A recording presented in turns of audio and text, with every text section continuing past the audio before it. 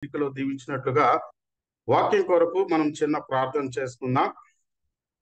మమ్మల్ని ఎంతగానో ప్రేమించి మాట్లాడతాక మీ కృప చూపెడుతూ ఉన్నాం. మా ప్రియ పరలోక తండ్రి, నీకే స్తోత్రం నాయన. ఇదిగో మమ్మల్ని ప్రేమించి మరొక ఈ యొక్క బైబిల్ స్టడీని మాకు ఇచ్చినందుకు స్తోత్రములు చెల్లిస్తూ ఉన్నాం. మరి దేవా, ఈ మీరు ఇచ్చిన లేఖన భాగాలను బట్టి కూడా మిమ్మల్ని స్తుతిస్తున్నాం. మీ చేతికి అప్పచెప్తున్నాం. దీవించండి, అందరికీ పంచి పెట్టండి. అంతేకాదు, నన్ను నిలబడుతున్న నేను వట్టివాడను, మట్టివాడను, ఏమాత్రం యోగ్యత లేనివాడను ఒప్పుకుంటూ ఉన్నాను.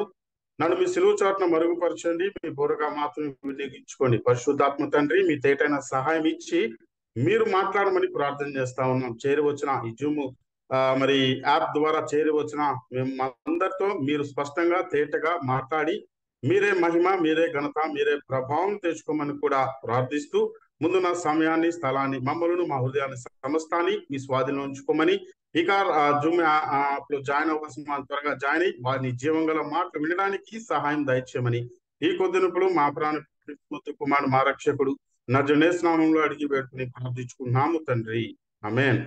పిల్లరా, మనందరికీ తెలుసు, మనందరము చాలా సార్లు వింటూ ఉంటాం, సువార్తలో ప్రకటిస్తూ ఉంటాం, ప్రభువైన యేసుక్రీస్తు యొక్క రాకడ అతి త్వరగా ఉంది అనే విషయాన్ని మనం ప్రతిసారి, ప్రతి పరుమార్లు వ్యక్తిగతంగా కావచ్చు, సంఘంలో కావచ్చు, సువార్త విషయంలో కావచ్చు, మనము దాన్ని ప్రస్తావిస్తూ ఉంటాం కదా. మనం చాలా సార్లు ఒక ఇద్దరు విశ్వాసులు కలుసుకున్నా, లేకపోతే సంఘంలో కలుసుకున్నా, ఒక మారైనా సరే దేవుని రాకడ గురించి మనం జ్ఞాపకం చేసుకుంటాం.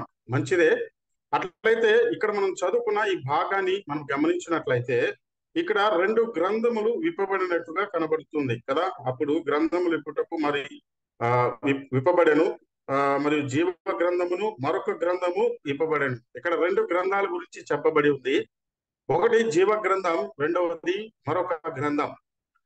మరి మరొక గ్రంథంలో ఎవరి పేరైతే రాయబడి ఉంటుందో వారు మరణానికి అప్పగింపబడతారు, పాతాళానికి అప్పగింపబడతారు అనే విషయాన్ని మనందరికీ తెలుసు. అది 2వ మరణం అని కూడా ఇక్కడ మనం చదువుకున్న భాగంలో రాయబడి ఉంది.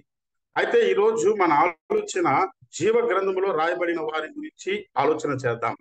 మనందరము ప్రభు కృపను బట్టి మనము దేవుని ఎందుకు రక్షించబడ్డాం కదా. దేవుడు మనల్ని ఎన్నుకున్నారు. మనందరికీ తెలుసు, మన ఎట్టివారిగా ఉంటే దేవుడు మనం ఎన్నుకున్నారో. మన కొరకు దేవుడు ఆ శిలువ కార్యాన్ని జరిగించి ఆయన మనల్ని ఎన్నుకున్నాడు, ఆయన మనల్ని పిలిచాడు, ఆయన మనల్ని రక్షించుకున్నాడు, ఆయన ప్రియ బిడ్డలుగా మనం చేసుకున్నారు. జీవ గ్రంథములో మన పేరు రాయబడి ఉంది అనే విశ్వాసము మనకుంది. ఇది మనమందరము నమ్మే విషయము, మనందరము అనుకునే విషయం. మంచిదే. అయితే ఇక్కడ ఒక మాటను మనం జ్ఞాపకం చేసుకోవాలి. ఏంటి ఆ మాట అంటే, 2వ గ్రంథంలో మరొక గ్రంథంలో రాయబడిన వారికైనా, జీవ గ్రంథంలో రాయబడిన వారికైనా వారి ప్రతి వాడు తన క్రియల చొప్పున తీర్పు నొందును అనే వాక్యాన్ని మనం జ్ఞాపకం చేసుకోవాలి. మనకైతే తీర్పు ఉండదు, కానీ 2వ మరణం అనే తీర్పు ఉండదు. కానీ మనం ఈ లోకంలో జీవించినప్పుడు, మనము ఈ లోకంలో జీవించే విధానాన్ని బట్టి పరలోక రాజ్యంలో మనకు ప్రతిఫలం అనేది ఉంటుంది, దీవెన అనేది ఉంటుంది. మనకు స్థాయిని అక్కడ డిక్లేర్ చేస్తుంది. మీకు అర్థం కావడానికి చెప్తాను. ఇప్పుడు మనం ఈ లోకంలో జీవిస్తూ ఉన్నాం. ఒక్కొక్కరు, కొంతమంది కొన్ని స్థాయిగా మనం ఉన్నాం. అంటే ప్రతి ఒక్కరు కూడా ఎలాంటి ఆలోచన కలిగి ఉంటాము అని అంటే, మంచి స్థాయిలో ఉండాలి అనే ఆలోచన కలిగి ఉంటాం. మనం వేసుకునే వస్త్రధారణ కావచ్చు, మనము జీవించే జీవితం కావచ్చు, మనము నివసించే ఇల్లు కావచ్చు, ఆర్థికంగా కావచ్చు, చాలా కంఫర్టబుల్ గా ఉండాలి అనే ఆలోచన మనం కలిగి ఉంటాం. మంచిదే. సంపాదించడానికి, ఆ కంఫర్ట్ లైఫ్ పొందుకోవడానికి, దాన్ని సంపాదించడానికి మనం పరిగెడుతూ ఉంటాం. మన అనుదిన జీవితంలో ఈ రోజుల్లో ప్రపంచంలో యవనస్తులు కావచ్చు, పెద్దవారేమి కావచ్చు, ఎవరైనా కూడా దేనికోసం పరిగెడుతున్నారు అనే ఆలోచన మనం చేస్తే సంపాదించడానికే పరిగెడతా ఉన్నారు కదా. సంపాదన కోసమే పరిగెడతా ఉన్నారు. మరి ముఖ్యంగా యవనస్తులు కదా, దేశం వదిలి ఇతర దేశాలకు వెళ్ళి జాబ్స్ నిమిత్తం కావచ్చు, చదువు నిమిత్తం కావచ్చు, దేనికయ్యా వెళ్తా ఉన్నారు అని అంటే, దే వాంటెడ్ టు ఎర్నింగ్ కోసం మాత్రమే వెళ్తాం. ఈ లోకంలో కూడా మనం, లేకపోతే మనం ఉన్న దేశంలో కూడా మనం సంపాదించడానికి ఇంకొంచెం సంపాదించడానికి ట్రై చేస్తూ ఉంటాం. ఇక్కడ మనము ఎక్కడేసిన పొంగలి అక్కడే ఉండకుండా మన వ్యక్తిగత జీవితంలో సంపాదించుకుంటూ అనుదినము సంవత్సరం గడిచే కొద్దీ మనం ఎదగాలి, లేకపోతే మనము సంపాదించబడి బలపరచబడాలి ఆర్థికంగా అని కోరుకుంటాం. మంచిదే, తప్పేం కాదు. అట్లయితే జీవ గ్రంథంలో రాయబడిన మన పేర్లు అనేది జీవ గ్రంథంలో రాయబడి ఉన్నాయి. మరి పరలోక రాజ్యంలో మనం ఎంత సంపాదించుకున్నా, పరలోక రాజ్యంలో ఎంత మనం సమకూర్చుకోగలిగినా అనే ఆలోచన ఈ దినాలు మనం చేయాలి. అంటే దేవుడు రాకడ సమీపం అయిపోతా ఉంది. దేవుడు రాకడ ఎంత సమీపంగా ఉంది. దేవుడు మనం తీసుకొని వెళ్తాడు. మనం తీసుకొని వెళ్ళిన తర్వాత ద్రవణ సింహాసనం ఎదుట మనం నిలబడడం. మనం నిలబడినప్పుడు మనల్ని తీర్పు తీర్చడం అంటే శిక్షించడం కానీ మనం ప్రతిఫలం ఇస్తాడు. మీకు అర్థమవుతుంది కదా, మనకి ప్రతిఫలాన్ని ఇస్తాడు. పరలోక రాజ్యంలో దేవుడు మనకు ప్రతిఫలాన్ని ఇస్తాడు. ఈ భూలోకంలో మనం జీవించిన విధానాన్ని బట్టి ఒక రాజ్యంలో మనకి ప్రతిఫలం కావచ్చు, బహుమానాలు కావచ్చు, కిరీటాలు కావచ్చు చేస్తాడు. అధికారం కావచ్చు. పరలోక రాజ్యంలో 1000 ఏళ్ల పరిపాలనలో కూడా మనకు అధికారం ఇవ్వబడుతుంది అని బైబిల్లో స్పష్టంగా రాయబడింది. మనకు అధికారం కావచ్చు, ఇవ్వబడుతుంది. దేని బేస్ చేసుకుని ఇవ్వబడుతుంది అని అంటే పరలోక రాజ్యంలో మనం ఉండే విధానాన్ని బట్టి కాదు, భూలోకంలో మనం ఉండే విధానాన్ని బట్టి, మనం జీవించే జీవితాన్ని బట్టి, మనము ప్రభు కొరకు ఏం సంపాదించామో దాన్ని బట్టే అక్కడ నిర్ణయించబడుతుందనే విషయాన్ని మనం ఈరోజు ఆలోచన చేయాలి. ఎందుకు ఆలోచన చేయాలి అని అంటే ఈ లోకంలో మనం ఆలోచించకపోయినా ఈ లోకము శాశ్వతము కాదు అనే విషయం మనకు తెలుసు. ఏదో ఒక రోజు ఈ లోకాన్ని మనం విడవాల్సిందే అని మనకు తెలుసు. అది మరణం కావచ్చు, లేక దేవుడి రాకడ కావచ్చు. ఎప్పుడైనా సరే దేవుని యొక్క మనము ఈ లోకాన్ని అయితే విడిచిపెట్టడం ఖాయం. మరైతే ఎక్కడ ఉంటాం? మనందరికీ ప్రభు ఇచ్చిన మహాకృపను బట్టి పరలోక రాజ్యంలో ఉంటాం. మంచిదే, దేవుని దగ్గర మనం ఉంటాం, చాలా సంతోషం. అయితే దేవుని దగ్గర మనం ఎలాగ ఉంటాం అనే ప్రశ్న ఈరోజు మనం ఆలోచించాలి. దేవుని సన్నిధిలో, దేవుని దగ్గర ఇప్పుడున్నంత స్థాయి మనకు ఉంటుందా? ఇప్పుడున్నంత హోదా మన పరలోక రాజ్యంలో మనకు ఉంటుందా? ఇప్పుడున్నంత కంఫర్టబుల్ అక్కడ ఉంటుందా? ఇక్కడున్న అధికారం ఇప్పుడు ఉంటుందా అనే ఆలోచన మనం చేయాలి. దేవుడు కూడా చెప్పాడు కదా, నేను నివాసులు మీకు ఏర్పరచడానికి నేను వెళ్తున్నాను, నా దగ్గర లేని ఎడలా మీకు చెప్తాను. అంటే దేవుడు వెళ్ళింది అక్కడ మనం నివాసము చేయడానికి, నివాస స్థలాలు ఏర్పరచబడటానికి వెళ్ళారు. మరి ఎలాంటి నివాస స్థలంలో మనం ఉండబోతా ఉన్నాం అనే ఆలోచన కూడా మనం చేయాలి. మరి దేనిని ఇక్కడ మన అంశం ఏంటి అని అంటే దేనిని పరిగణలోకి తీసుకొని పరలోక రాజ్యంలో మనకు ప్రతిఫలం ఇస్తాడు దేవుడు, లేక బహుమానాలు ఇస్తాడు దేవుడు. మనం జీవించే జీవితంలో దేనిని, ఏ విషయాలని పరిగణలోకి తీసుకొని అంటే కౌంటింగ్ లోకి తీసుకొని దాన్ని బట్టి మనకు ప్రతిఫలం ఇస్తాడో కొన్ని విషయాలు మనం చూద్దాం. అర్థమైందా? పరలోక రాజ్యానికి మనం వెళ్తాం, ఖచ్చితం. దేవ గ్రంథంలో మన పేరు రాయబడి ఉంది, అది ఖచ్చితం. దేవుని సన్నిధికి మనం వెళ్తాం, ఖచ్చితం. అక్కడ మనం బహుమానాలు పొందుకోవాలి అన్నా, అక్కడ మనము ప్రతిఫలం పొందుకోవాలి అన్నా, అక్కడ మనము దేవుని చేత కిరీటాలు పొందుకోవాలన్నా, ఏ విషయాన్ని పరిగణలో తీసుకొని మనకు బహుమానాలు కానీ, ప్రతిఫలం కానీ, దీవెనలు కానీ ఇస్తాడో కొన్ని విషయాలు, దాదాపు 5 విషయాలు మనం చూసి ముగించుకుందాం. మొదటిగా దేవుడు పరిగణలో తీసుకునే విషయం ఏంటి అని అంటే హెబ్రీలకు రాసిన పత్రిక, చెప్పండి బైబిల్ ఉన్నవారు, హెబ్రీలకు రాసిన పత్రిక 11వ అధ్యాయం 6వ వచనం. 11:6. విశ్వాసము లేకుండా దేవునికి ఇష్టడైనట అసాధ్యము. దేవుని యొద్దకు వచ్చువాడు ఆయన ఉన్నాడనియు తను వెదుకు వారికి ఫలం దయచేవాడనియు నమ్మవలెను గదా. మొదటిగా ఏది పరిగణలోకి తీసుకుంటాడు అని అంటే మనలో ఉన్న విశ్వాసాన్ని దేవుడు పరిగణలోకి తీసుకుంటాడు. అర్థమవుతుందా? మనం ఎంత విశ్వాసం దేవుడి మీద ఉంచి ఈ లోకంలో జీవించామో దానిని బట్టి అక్కడ ప్రతిఫలము మనకు ఉంటుంది. అర్థమవుతుందా? అక్కడ మనకి ప్రతిఫలము లేక దీవెన లేక ఆశీర్వాదం పరలోక రాజ్యంలో ఒక స్థాయి, లేకపోతే అక్కడ కావాల్సిన బహుమానాలు మనకు రావాలి అని అంటే మనలో మొదటిగా దేవుడు చూసేది ఏంటి అని అంటే మనలో ఉన్న విశ్వాసం. అర్థమవుతుందా? మనలో ఉన్న విశ్వాసం. దేవుడి పట్ల ఈ లోకంలో మనం జీవిస్తున్నప్పుడు ఎంత విశ్వాసాన్ని మనం ఉంచాము అనే విషయాన్ని దేవుడు పరిగణలోకి తీసుకుంటాడు. అర్థమవుతుందా? మనం ప్రార్థన చేసే విషయంలో కాదు. ఇక్కడ మనం చదువుకున్న ఈ అధ్యాయం మనం చూసినట్లయితే విశ్వాసంను బట్టి ఎన్ని మేలులు ఉన్నాయో, విశ్వాసంను బట్టి ఎన్ని గొప్ప కార్యాలు జరుగుతాయో అనే విషయాన్ని ఇక్కడ రాయించి పెట్టాలి. చూసారా? ఇక్కడ మనం చూసినట్లయితే 11వ అధ్యాయంలో 4వ వచనంలో చూసినట్లయితే విశ్వాసంను బట్టి హేబెలు కయ్యోను కంటే శ్రేష్టమైన బలి దేవునికి అర్పించెను. దేవుడు తన అర్పణను గురించి సాక్ష్యం ఇచ్చినప్పుడు అతడు ఆ విశ్వాసమును బట్టి నీతిమంతుడని సాక్ష్యము పొందెను. చూసారా? మన బలులు, మన ఆరాధన దేవుడు అంగీకరించాలి అన్న మనలో ఉండాల్సింది విశ్వాసము. అర్థమవుతుందా? మనం ఆదివారం దేవుణ్ణి ఆరాధిస్తాం, మంచిదే. అయితే ఎంత విశ్వాసము కలిగి దేవుణ్ణి ఆరాధిస్తే దేవుడు అంతగా అంగీకరిస్తాడు మన బలుని. విశ్వాసము లేకుండా దేవునికి ఇష్టడై ఉండమని చదువుకున్నాం కదా. విశ్వాసము లేకుండా దేవుడికి ఇష్టడైనట అసాధ్యము. సో దేవునికి ఇష్టడుగా ఉండాలి అన్న మనలో ఉండాల్సింది విశ్వాసము. మన యొక్క ఆరాధన దేవుడు అంగీకరించాలి అన్న మనలో ఉండాల్సింది విశ్వాసము. ఇలాగా మనం చూసుకుంటూ పోతే విశ్వాసం గురించి చాలా ఈ యొక్క అధ్యాయంలో రాయించి పెట్టినట్టుగా మనకు కనబడుతుంది. అయితే మనం గుర్తు పెట్టుకోవాల్సిన విషయం ఏంటి అని అంటే, పరలోక రాజ్యంలో మనం వెళ్ళినప్పుడు ఆ తీర్పు సింహాసనం ఎదుట దేవుని ఎదుట నిలబడినప్పుడు దేనిని బట్టి మనకు ఫలం ఇస్తాడు అని అంటే, మొదటిగా మనలో ఉన్న విశ్వాసమును బట్టి. ప్రియులారా, మనం ఆలోచన చేద్దాం. మీకు ఒక అర్థం కావడానికి ఒక చిన్న కథలాగా మీకు ఒక విషయం చెప్తాను. ఏంటి ఆ విషయం అని అంటే, ఒక విషయాన్ని మీకు గుర్తు చేస్తా. ఒక సంఘంలో ప్రార్థన చేద్దామని పెద్దలందరూ నిర్ణయించారంట. ఏమని ప్రార్థన చేయాలి అని బహుశా మీ అందరికి కొంతమందికి తెలిసి ఉండవచ్చు, అయినా కూడా నేను గుర్తు చేస్తా ఉన్నాను.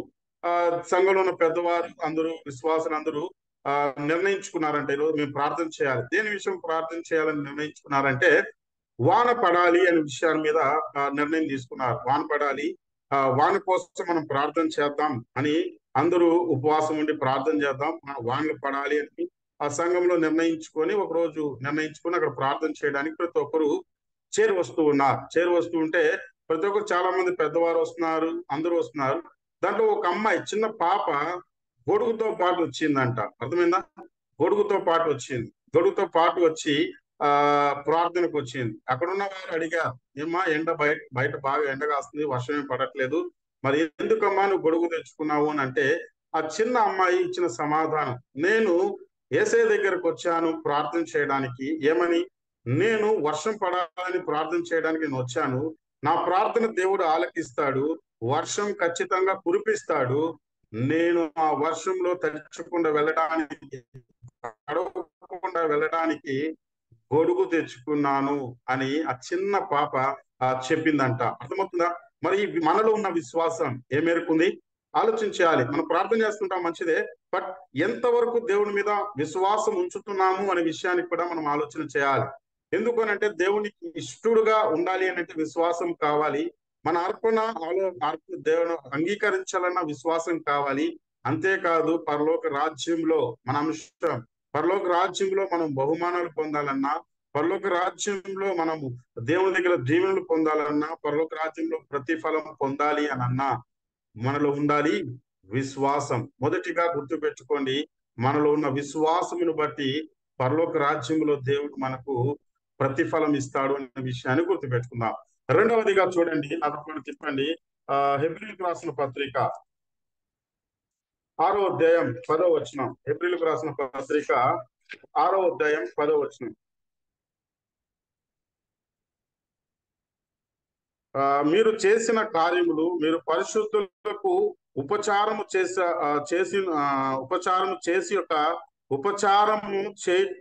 చేయుట చేత తన నామమును బట్టి చూపిన ప్రేమ మర్చిపోటకు దేవుడు అన్యాయస్తుడు కాడు. ఇక్కడ మనం చదువుకున్న హెబ్రీయులకు రాసిన పత్రిక 6:10 మనం చూస్తే ఉపచారము చేసేవారుగా ఉండాలి. రెండవదిగా దేవుడు మనలో చూసే రెండవది విషయం, అక్కడ పరిగణలో తీసుకుని మనకు ప్రతిఫలం ఇచ్చే లేక బహుమానం ఇచ్చే రెండవ విషయం ఏంటంటే మన ఉపచారం. మనం ఎలాగా ఉపచారం చేస్తున్నాం, పరిశుద్ధుల పట్ల మనం ఎలాగా జీవిస్తూ ఉన్నాం, ఇతరుల పట్ల మనం ఎలాగా ఉన్నాం. అక్కడ ఉంది కదా, ఉపచారము చేసేవారుగా, వారికి పరిచర్య చేసేవారుగా మనం ఉండాలి. పరలోక రాజ్యం నుంచి దేవుడు ఇక్కడికి వచ్చినప్పుడు కూడా నేను ఏం చెప్పాడు దేవుడు? నేను ఆ ఆ దేవుడు శిష్యుల యొక్క పాదాలు కడుగుతూ ఒక మాట అంటాడు కదా, ఏమని కరెక్ట్ గుర్తు రావట్లేదు. నేను పరిచర్య చేసేదానికి వచ్చానంటాడు కదా. అలాగా దేవుడు అధికారం చూపించడానికి రాలేదు, కానీ తను తగ్గించుకొని పరిచర్య చేయటకు దేవుడు ఈ లోకానికి వచ్చినట్టుగా మనకు కనబడుతుంది. అలాగనే మనము కూడా పరిశుద్ధుల పట్ల ఉపచారం చేసే వ్యక్తులుగా మనం ఉండాలి. ఎలాగా పరిశుద్ధుల పట్ల మనం ఉండాలి అనే విషయాన్ని మనం గుర్తు చేసుకొని వారికి ఉపచారం మంచి చేసే వారముగా ఉండాలి. ఉపచారం సహాయం చేసే వారముగా మనం ఉండాలి. అర్థమవుతుందా? రెండవదిగా మనం మన యొక్క పరిశుద్ధుల పట్ల లేక ఇతరుల పట్ల మన ఉపచారమును దేవుడు చూస్తాడనే విషయాన్ని మనం గుర్తు పెట్టుకోవాలి. రెండవదిగా ఉంది కదా అక్కడ, ఉపచారము చేస్తున్నాక ఉపచారము చేయుట చేత తన నామమును బట్టి చూపిన ప్రేమను మరచుటకు దేవుడు అన్యాయస్తుడు కాడు. ఉపచారము రెండవదిగా మనము చేసే ఉపచారం చాలా మట్లుగా మనం విశ్వాసాల పట్ల ఎలా ఉంటాము ఇంకా మనకి వివరణ కావాలి అంటే చూడండి ఒక మాట, తిమోతికి రాసిన రెండవ తిమోతికి రాసిన పత్రిక 4వ అధ్యాయం మొదటి 2 వచనాలు. తిమోతికి రాసిన 2వ పత్రిక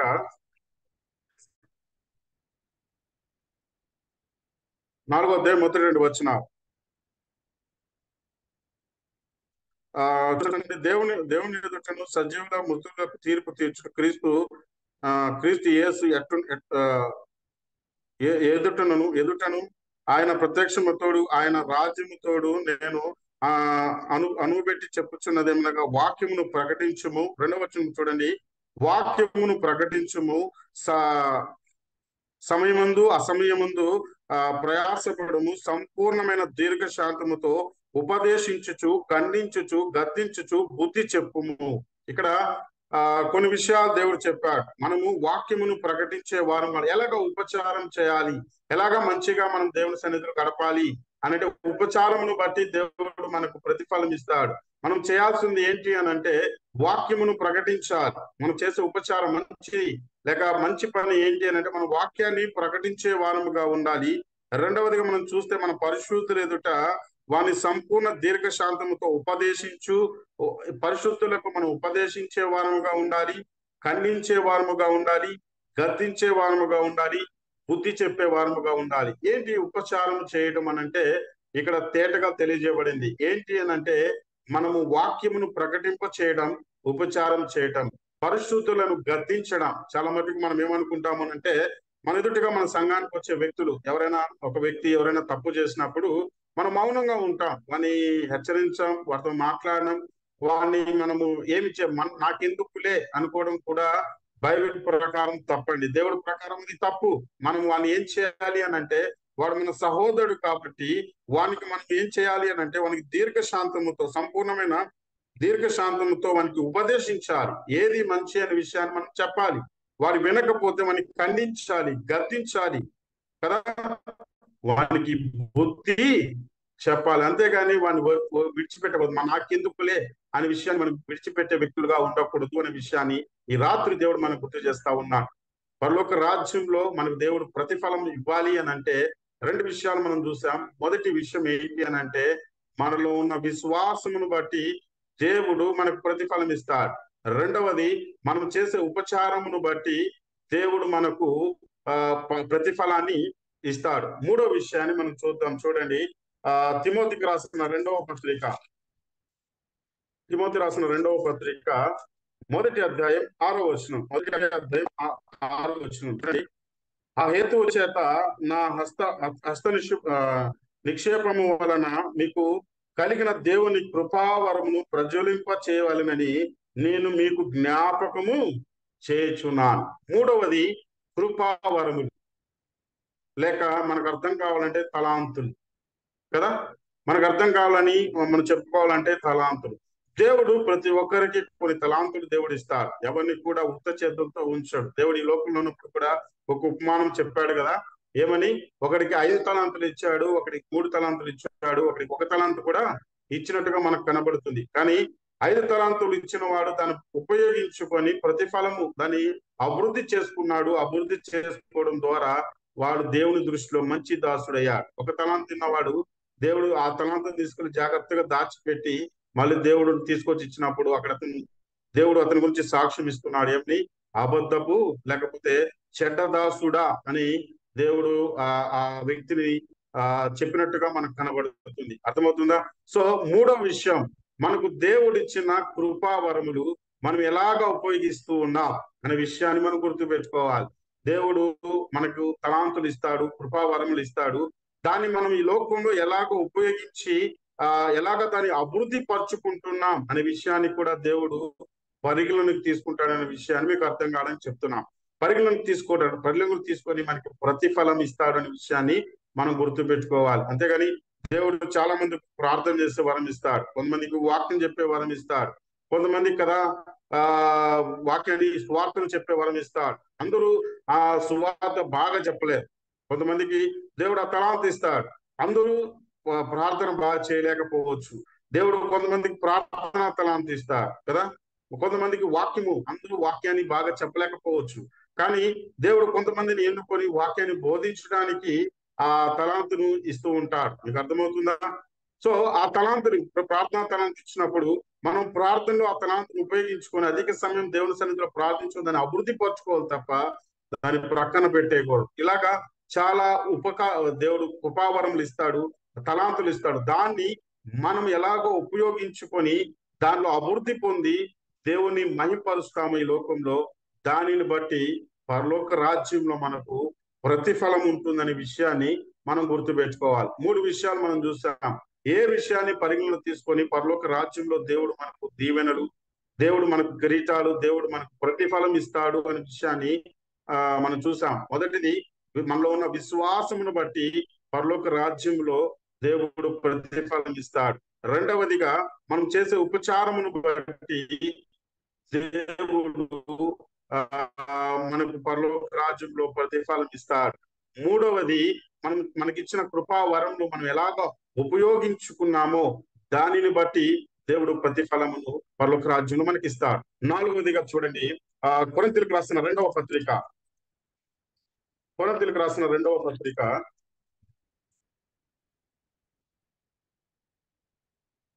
9వ అధ్యాయం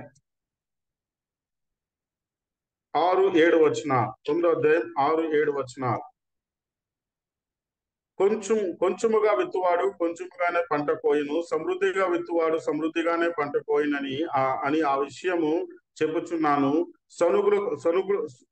సనుగు కొనుచునియు బలవంతముగాను కాకియు ప్రతివాడు తన హృదయంలో నిశ్చయించుకున్న ప్రకారము ఈవలను దేవుడుకు ఉత్సాహముగా ఇచ్చువాన్ని ప్రేమించును. నాలుగవదిగా, దేవుడు మనకిచ్చిన ధనాన్ని మనం ఎలాగా ఉపయోగిస్తున్నాము అనే విషయాన్ని కూడా దేవుడు పరిగణలోకి తీసుకుంటాడనే విషయాన్ని మనం గుర్తుపెట్టుకోవాలి. మనం గుర్తుపెట్టుకోవాల్సిన విషయం ఏంటి అని అంటే, మనం తీసుకుంటున్న ధనం, మన దగ్గరున్న ధనం దేవుడు మనకు ఇచ్చాడనే విషయాన్ని మనం గుర్తుపెట్టుకోవాలి. అంతేగాని నా తెలివి కొద్దీ, నా శక్తి కొద్దీ నేను సంపాదించుకున్నాను అనే విషయాన్ని మనం అనుకోకూడదు. ఎందుకంటే మనకి ధనాన్ని ఇచ్చింది కూడా ఈ లోకంలో మనం సుఖముగా జీవించుటకు దేవుడు ఉద్యోగం రూపాన మనకు ఉద్యోగాలు ఇచ్చి లేక పనులు ఇచ్చి, ఏదైనా పని చేసుకున్న పనులు ఇచ్చి దేవుడు సమృద్ధిగా మనల్ని డబ్బులు సంపాదించుకుని తద్వారా మనం హ్యాపీగా ఉండాలి అని దేవుడు మనకు అన్ని సమకూర్చి ఇస్తున్నాడు. కానీ మనకు దేవుడు ఇచ్చిన ధనంలో దేవునికి మనం ఎలాగ ఇస్తున్నాం అనే విషయాన్ని కూడా దేవుడు పరిగణలోకి తీసుకుంటాడనే విషయాన్ని మనం రాత్రి గుర్తుపెట్టుకోవాలి. మనం దేవునికి ఎలాగ ఇస్తున్నాం కదా. అనియన సప్పీరా గురించి మనకు తెలుసు. అనిరా సప్పీరా ఏం చేశారండి? దేవుడికి ఇస్తామని చెప్పి ఒక అది అమ్మిందంతా మేము తీసుకొచ్చి దేవునికి ఇస్తామని నిశ్చయించుకున్నారు. తన హృదయంలో వాళ్ళు నిశ్చయించుకున్నారు, మేము మా దగ్గర ఉన్నదంతా అమ్మి ఆ దేవుడు పాదాల దగ్గర తీసుకొచ్చి ఇస్తాము అని చెప్పి నిశ్చయించుకున్నారు. అమ్మారు, డబ్బులు వచ్చాయి. తర్వాత ఏం చేశారు? కొంచెం దాచిపెట్టుకొని కొంచెం దేవుని దగ్గరికి తీసుకొని వచ్చారు. వెంటనే ఏం జరిగిందో మనందరికీ తెలుసు కదా. ఏం జరిగిందో మనందరికీ తెలుసు కదా. అది అలాగా మనం ఉండకూడదు. దేవునికి ఇచ్చే విషయంలో మనం ఉత్సాహముగా ఇచ్చే వారముగా ఉండాలి. అంతేగాని సనుగులతోనూ లేక ఈ సేవకులకి ఏం పని లేదు, ఈ పాస్టర్లకి ఏం పని లేదు, ఈ పెద్దలకి ఏం పని లేదు, ఎప్పుడు చూడు అది అడుగుతారు, ఇది తెమ్మంటారు దేవుని సన్నిధికి అనే ఆలోచన మనం ఎప్పుడు కూడా చేయకూడదు. ఎందుకనంటే నీ దగ్గర ఉన్న ధనం నీది కాదు, దేవుడు మనకు అనుగ్రహించిన విషయం మనం గుర్తుపెట్టుకోవాలి. ఆయన మనకు అనుగ్రహించిన ధనంలో ఆ ధనమును బట్టి దేవునికి మనం ఎలాగా ఉపయోగిస్తున్నామనే విషయాన్ని కూడా దేవుడు పరిగణన తీసుకుంటాడు. అదే కదా ఇక్కడ చెప్తున్నాడు, ఎవరైతే ఉత్సాహముగా దేవునికి ఇస్తాడో కదా, ఆ 17-19 అనుకుంటా కదా, లేకపోతే కొరింథీయులకు రాసిన 2వ పత్రిక కదా 9-6-7 వచనం మనం చూస్తే, ఎవరైతే కదా దేవుడు ఉత్సాహముగా ఇచ్చు వారిని ప్రేమిస్తారు. దేవుడు తన ఇచ్చిన ధనాల్లో కూడా దేవుడు ఏం లేనివాడు కాదండి. దేవుడు మనం ఇస్తేనే దేవుడు బ్రతికేదేం లేదండి. అర్థమవుతుందా? దేవుడు తన సంఘాన్ని ఎలాగోలా పోషించుకోగలడు. దేవుడు తన సేవకులను ఎలాగైనా పోషించుకోగలడు కదా. మనందరికీ తెలుసు ఏలియా కదా, ఆకాశం నుంచి కాకులు తీసుకెళ్లి అతను ఆహారం పెట్టాయి. మనం ఏదో గొప్పగా చేసేస్తున్నాం అనుకునేది కాదు. దేవునికి మనం ఎలాంటి హృదయంతో దేవునికి ఇస్తున్నామనే విషయాన్ని దేవుడు పనిలో తీసుకున్నాడు. ఉత్సాహంగా ఇస్తున్నామా, సనుగులతో కొనుగులతో దేవుని సన్నిధికి తీసుకొని వస్తున్నామనే విషయాన్ని కూడా దేవుడు పరిగణలో తీసుకొని పరలోక రాజ్యంలో మనకు ప్రతిఫలం ఇస్తాడనే విషయాన్ని గుర్తుపెట్టుకోవాలి. అర్థమవుతుందా? ఎందుకండి ఇవన్నీ అని ఆలోచన చేస్తున్నారా? ఎందుకంటే ఈ దినాల్లో మనకి అవసరం అండి. ఎందుకనంటే ఈ లోకం విడడం ఖాయమనే విషయం మనందరికీ తెలుసు. అది మన మరణం కావచ్చు, లేదా దేవుని రాకడ కావచ్చు. దేవుని రాకడ అతి సమీపంగా ఉంది. అక్కడికి వెళ్ళబోతున్నాం మనం. అక్కడ ఖచ్చితంగా దేవునితో ఉండబోతున్నాం మనం. మరి అక్కడ ఒక స్థలానికి మనం వెళ్ళేటప్పుడు ఎన్ని జాగ్రత్తలు తీసుకుంటాం కదా. మనం ఎక్కడికైనా టూర్ వెళ్ళామనుకోండి, అక్కడ హోటల్ రూమ్స్ మంచిగా బుక్ చేసుకుంటాం, అక్కడ వెళ్ళడానికి వెహికల్స్ బుక్ చేసుకుంటాం. ప్రతిదీ మనం అన్ని కంఫర్టబుల్ గా బుక్ చేసుకొని తయారు చేసుకొని ఒక ప్లాన్ ప్రకారం వెళ్తామా కదా. వెళ్ళి అది ఎంజాయ్ చేసి మనం వస్తాం. అది మరి తిరిగి వచ్చే అవకాశం ఉంది. కానీ ఈ పరలోక రాజ్యానికి మనం వెళ్ళేది శాశ్వతంగా మనం వెళ్తా ఉన్నాం, శాశ్వతంగా అక్కడ ఉండబోతా ఉన్నాం. అక్కడ మనము ఎలాగ ఉండాలి, ఎంత సంపాదించుకున్నాం అనే ఆలోచన మనం చేయాలి. ఇవన్నీ ఈ లక్షణాలు మనలో ఉంటేనే అక్కడ దేవుడు ప్రతిఫలం ఇస్తాడనే విషయాన్ని మనం గుర్తుపెట్టుకోవాలి. లేకపోతే పరలోక రాజ్యానికి వెళ్తాం కానీ అక్కడ ప్రతిఫలాన్ని మనం పొందుకోకుండా మౌనముగా ఉండాల్సిన పరిస్థితి మనం ఏర్పడుతుందని రాత్రి ప్రేమ కలిగిన దేవుడు మనకు గుర్తు చేస్తున్నాడు. ఎందుకు మనం విశ్వాసములో అభివృద్ధి పొందాలి పరలోక రాజ్యంలో ఫలం పొందుకోవడానికి? ఎందుకు మనం ఉపచారం చేయాలి పరలోక రాజ్యంలో ఫలం పొందడానికి? ఎందుకు మనం దేవుడిచ్చిన కృపావరములు కావచ్చు, లేదా తలాంతులు కావచ్చు, మనం అభివృద్ధి చేసుకోవాలి పరలోక రాజ్యంలో ఫలం పొందడానికి? ఎందుకు మనం దేవుని సన్నిధికి ధనాన్ని తీసుకొచ్చి ఉత్సాహముగా దేవుని పనిలో మనం వాడాలి అనంటే పరలోక రాజ్యంలో మనం ఫలం పొందుకోవడానికి. ఎందుకంటే ఆ ఫలము శాశ్వతమైంది. ఆ ఫలమే మనతో ఉంటుంది అనే విషయాన్ని ఈ రాత్రి మనం గుర్తు పెట్టుకోవాలి. ఈ రోజు ఇక్కడ సంపాదించిన మన అకౌంట్ లో ఉన్న బ్యాలెన్స్ మనతో రాదండి. మనం సంపాదించుకున్న ఇల్లులు మనతో రావు. ఈ లోకంలో మనం ఏమి సమకూర్చుకున్నా కూడా అవి మనతో రావు. కానీ ఇవన్నిటిని ఈ 4 విషయాలు మనం గుర్తుపెట్టుకున్నాం కదా. ఈ 4 విషయాల్లో మనం జాగ్రత్తగా ఈ లోకంలో జీవించినట్లయితే, 4 విషయాలు జాగ్రత్తగా మనం ఈ లోకంలో జీవించినట్లయితే దేవుడు మనకు పరలోక రాజ్యంలో శాశ్వతమైన ఫలాన్ని ఇస్తాడు. ఆ ఫలము మనకు యుగములు మనతోనే ఉంటుందనే విషయాన్ని మనం గుర్తుపెట్టుకోవాలి. 4 విషయాలు చూసాం. మొదటి విశ్వాసం, రెండవది ఉపచారం, మూడవది కృపావరములు, నాలుగవది ధనం, ఐదవదిగా చూద్దాం. చూడండి, ఎఫెసీయులకు రాసిన పత్రిక, ఆఖరిగా 5వదిగా చూసుకొని మనం ముగించుకుందాం. ఎఫెసీయులకు రాసిన పత్రిక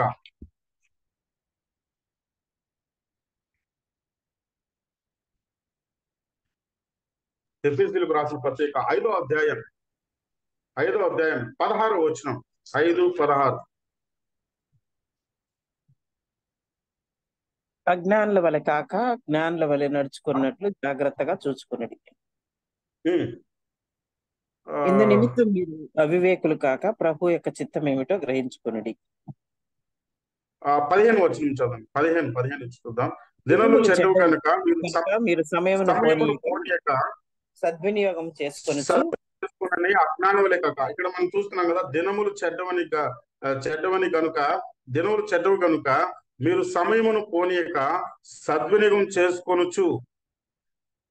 ఐదవదిగా మనము సమయాన్ని సద్వినియోగం చేసుకునే వారముగా ఉండాలి. మనకిచ్చిన సమయం కూడా దేవుడిచ్చిందే అనే విషయాన్ని మనం గుర్తుపెట్టుకోవాలి. మన దినములు ఆయుష్ను పొడిగిస్తుంది ఎవరండి? దేవుడే కదా. ఈ రోజు ఈ క్షణం ఈ గడియ చూడలేకుండా అనేక మంది మరణిస్తూ ఉన్నారు. మనందరికీ తెలుసు, దేవుడు మనల్ని ప్రేమించాడు, రక్షించుకున్నాడు, ఆయన ప్రియబిడ్డగా చేసుకున్నాడు, పరలోక రాజ్యానికి వారసులుగా చేశారు. ఈ లోకంలో మనము కొంతకాలం జీవించడానికి దేవుడు మనకు అవకాశం ఇచ్చినాడు. ఆ అవకాశాన్ని, ఆ సమయాన్ని మనము సద్వినియోగం చేసుకోవాలనే విషయాన్ని మనకి రాత్రి గుర్తు పెట్టుకోవాలి. ఇంకొక మాట మనం చూస్తే కొలసీలకు రాసిన పత్రికలో కదా ఇంకా వివరంగా ఉంటుంది చూడండి. కొలసీలకు రాసిన పత్రిక 4వ అధ్యాయం 5వ వచనం, 4:5. సమయం పోనీయక సద్వినియోగం చేసుకొనుచు సంఘమునకు వెలుపటి వారి ఎడల జ్ఞానము కలిగి నడుచుకొనుడి. ఇక్కడ చూసారా, సమయాన్ని పోనీయక సద్వినియోగము చేసుకోవాలి.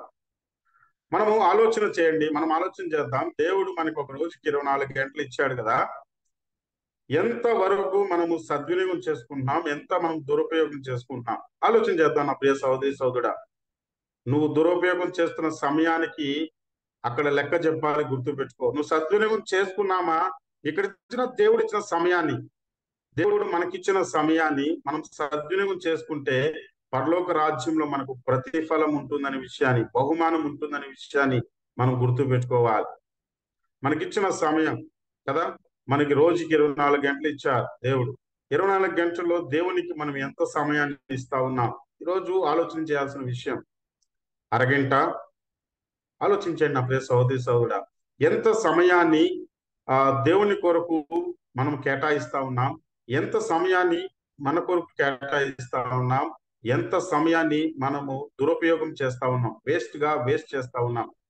మనందరూ చెప్తుంటారు కదా, సమయం పోతే మళ్ళీ తిరిగి రాదు అని. నిజమే కదా, తిరిగి రాదు అది. మరి ఆ పోగొట్టుకున్న సమయానికి ఫలం కూడా రాదు అనే విషయాన్ని మనం గుర్తుపెట్టుకోవాలి. కాబట్టి మనం జాగ్రత్త పడదాం. ఇక నుంచి ఉన్న సమయం కాలము కొంచెమే అని ఎరిగి కదా, దేవుడు చాలా మాటలు చెప్పాడు. కాలము కొంచెమే, ఇంకా కొంతకాలమే. గుర్తుపెట్టుకోండి, ఇంకా మనకు ఉన్నది కొంతకాలమే. ఈ కాలాన్ని మనం సద్వినియోగం చేసుకున్నట్లయితే, ఈ కాలాన్ని దేవుని కొరకు మనం వాడినట్లయితే, మనకున్న సమయాన్ని దురుపయోగం చేసుకోకుండా దేవుని కొరకు వాడినట్లయితే, దేవుడు చెప్పినట్లుగా వాడినట్లయితే, దేవుడు పరలోక రాజ్యంలో మనకు ప్రతిఫలం ఇస్తాడు. మనకిష్టం వచ్చినట్టుగా వాడుకున్నట్లయితే దేవుడు మనకు ప్రతిఫలం ఇవ్వడు అనే విషయాన్ని ఈ రాత్రి మనకు దేవుడు గుర్తు చేస్తా ఉన్నాడు. ఆలోచించండి నా ప్రియ సహోదరి సహోదరుడా, మనం ఎలాగా జీవిస్తా ఉన్నాం, దేనికోసం పరిగెడుతున్నాం? యవనస్తులుగా, ఈరోజు యవనస్తుడు కదా, యవనస్తులుగా మనం పరిగెడుతూ ఉంటాం. మన life busy life, everything is very busy. Time ఉండదు కదా మనకి, టైం సరిపోలేదు అంటున్నాం. కరెక్టే, మంచిదే. కానీ దేనికోసం పరిగెడతా ఉన్నాం? మేలు కోసమా, లేకపోతే మంచి దాని కోసమా, లేకపోతే అల్పమైన దానికోసం పరిగెడతా ఉన్నామా? ఇతరుల గురించి మనము ఆలోచన చేయక్కర్లేదండి. జీవ గ్రంథంలో మన పేర్లు రాయబడి ఉన్నాయనే విషయాన్ని మనం గుర్తు పెట్టుకోవాలి. జీవ గ్రంథంలో మన పేర్లు రాయబడి ఉన్నాయి. జీవ గ్రంథంలో మన పేరు రాయబడి ఉన్నాయి కాబట్టి దేవుని కృపను బట్టి రెండవ మరణం మనం తప్పించుకున్నాం. అయితే ఈ లోకంలో ఒక మాట ఉంది చూడండి, పేతురు రాసిన మొదటి పత్రిక అనుకుంటా, పేతురు రాసిన మొదటి పత్రిక మొదటి అధ్యాయం 17వ వచనం, మొదటి అధ్యాయం 17వ వచనం. పక్షపాతం లేకుండా క్రియలను బట్టి ప్రతి వాడును తీర్పు తీర్చు వాడు తండ్రి, వాణ్ణి తండ్రి అని మీరు ఆయనకు ప్రార్థన చేయుచున్నారు కనుక పరదేశులైనంత కాలము భయముతో గడుపుడి. ఎలా పరదేశులైనంత కాలము ఎలా గడపాలంట? భయముతో గడపాలి. భయముతో గడపాలి. నేను ఎంత విశ్వాసం కలిగి ఉన్నాననే భయం మనలో ఉండాలి.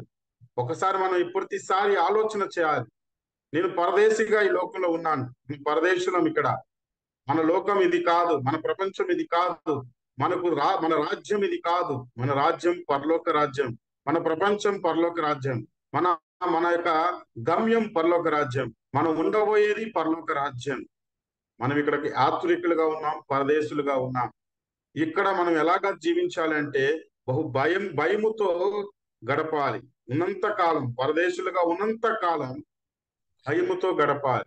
నేను ఎంత విశ్వాసం నా దేవుని మీద ఉంచుతున్నాను అనే భయం మనం ఒక్కసారి మనం పరిశీలించుకోవాలి. నేను ఎలాగ ఉపచారం చేస్తున్నాననే భయం మనలో ఉండాలి. నేను దేవుడిచ్చిన తలాంతులు, దేవుడిచ్చిన కృపావరములు, దాన్ని నేను ఉపయోగించుకొని అభివృద్ధి పొందుతున్నానా లేదా దాన్ని కప్పి పెడుతున్నానా అనే విషయాన్ని ఆలోచన చేసి మనం భయముతో ఉండాలి. ఆ విషయంలో మనం ఇచ్చే ధనాన్ని ఎలాగ ఉపయోగిస్తా ఉన్నాం, దేవుని కొరకు ఎలాగ ఉపయోగిస్తున్నాం, దేవునికి మనం ఎలాగిస్తున్నాం అనే భయం మనలో ఉండాలి. మనకిచ్చిన సమయాన్ని మనం ఎలాగో ఉపయోగించుకుంటున్నాం అనే భయం మనలో ఉండాలని విషయాన్ని గుర్తుపెట్టుకోవాలి. ఈ 5 విషయాలు మనం గుర్తు చేసుకున్నాం కదా. ఈ 5 విషయాలను దేవుడు పరిగణలోకి తీసుకొని, ఇంకా చాలా ఉన్నాయి కానీ క్లుప్తంగా ఈ 5 విషయాలు మనం గుర్తుపెట్టుకుందాం. ఈ 5 విషయాలను పరిగణలోకి తీసుకొని ఆ ప్రభు మనకు పరలోక రాజ్యంలో ఆ తీర్పు ఎదుట, లేకపోతే సింహాసనం ఎదుట మనకు ప్రతిఫలం ఇవ్వబోతున్నాడు అనే విషయాన్ని గుర్తు పెట్టుకోవాలి. మనం ఎవరి ఎదుట ప్రతిఫలం పొందుకోబోతున్నాము అని అంటే, ఆదాము గుర్తుపెట్టుకోండి, మనకు ప్రతిఫలం ఇచ్చేటప్పుడు, మనకు బహుమానాలు ఇచ్చేటప్పుడు, మనకు కిరీటాలు ఇచ్చేటప్పుడు ఎంతమంది పరలోక రాజ్యంలో ఉంటారు అని అంటే, ఆదాము మొదలుకొని ఆఖరి విశ్వాసి వరకు అక్కడ ఉంటారు కదా. పాత నిబంధనలో ఉన్న భక్తులందరూ ఉంటారు. చాలా మంది, ఎంతమంది ఆ అందరి ఎదుట, గుర్తుపెట్టుకో, అందరి ఎదుట మనం బహుమానం పొందుకోవాలి అన్నా, ప్రతిఫలం పొందుకోవాలి అన్నా, ఈ రోజు మనము పరిశీలించుకోవాల్సిన విషయాలు విశ్వాసం, ఉపచారం, దేవుడిచ్చిన కృపావరములు, తర్వాత సమయం, ధనం. ఈ 5 విషయాలు మనం పరిశీలన చేసుకొని ఈ 5 విషయాలు మనం పరిపూర్ణులుగా ఉంటే దేవుడు అక్కడ ఖచ్చితంగా మనకు ప్రతిఫలం ఇస్తాడు, బహుమానాలు ఇస్తాడు. అవన్నీ ఎంత కాలం ఉంటాయి అని అంటే, పరలోక రాజ్యంలో మనం ఉన్నంత కాలం ఆ ప్రతిఫలం, ఆ బహుమానాలు మనతోనే ఉంటాయి. అవిటిని సంపాదించుకోవడానికి మనం ప్రయత్నం చేయాలి. దేవుడు కూడా చెప్పాడు కదా మత్తయి సువార్తలో, మొదట నా నీతిని, నా రాజ్యంను వెతకమన్నాడు. అంతేకాదు, రెండో విషయం కూడా చెప్పాడు దేవుడు, ఏమని? మీరు పరసంబంధమైన వాటి మీద ఆలోచన కలిగి ఉండమన్నారు. కాబట్టి మనం పరలోక రాజ్యంలో పరసంబంధమైన వాటి మీద ఆలోచన కలిగి, అక్కడ ఎంత సంపాదించుకున్నాం అనే ఆలోచన కలిగి, అక్కడ సంపాదించుకోవాలంటే అక్కడికి వెళ్ళి మనం సంపాదించుకోవడానికి ఏముండదండి. ఇక్కడే మనం సంపాదించుకోవాలి. అక్కడ మనం అక్కడ లెక్క చేర్చబడాలి అంటే, అక్కడ లెక్క చేరబడాలి అని అంటే ఇక్కడే సంపాదించాలి. మనం పరలోక రాజ్యానికి వెళ్తే సంపాదించేది ఏమీ ఉండదు. ఇక్కడే మనం సంపాదించాలి. ఇక్కడ మనం సంపాదించిందే పరలోక రాజ్యంలో అక్కడ జమ అవుతుంది. అక్కడ మనం ప్రతిఫలము పొందుతాం. అటు కృప, ఆ ప్రతిఫలం పొందాలని దేవుడు మనకు అనుగ్రహించును. అటు కృప దేవుడు మనందరికీ అనుగ్రహించును గాక. Over to the host.